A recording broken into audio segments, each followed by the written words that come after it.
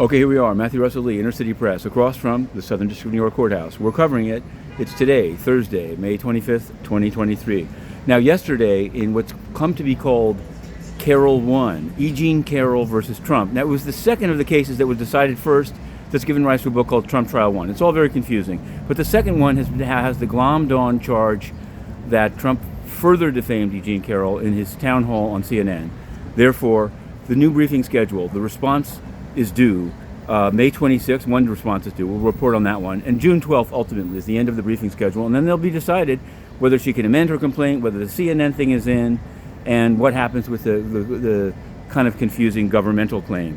So watch this space. Meanwhile, because it's connected, we have to say, we were all geared up yesterday for the DeSantis launch on Twitter Spaces.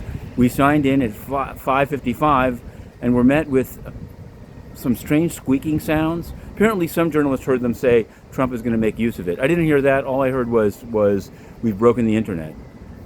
Internet seems to still be working, but again, we remain objective. We're going to continue to cover that.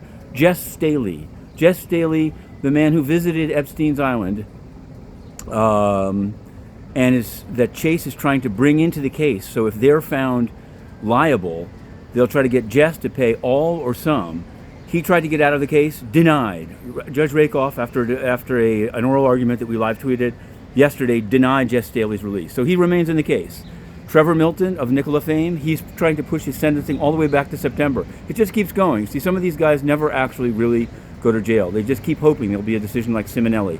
Let's turn to the UN. There's other cases we could go, Paduch, others, but we have to say, inside the United Nations, now we're banned from the United Nations. Yesterday we received what seemed to be an invitation from Ghana. They're a member of the UN Security Council. They also have a social influencer called Montraj, who's out on bail. But I digress.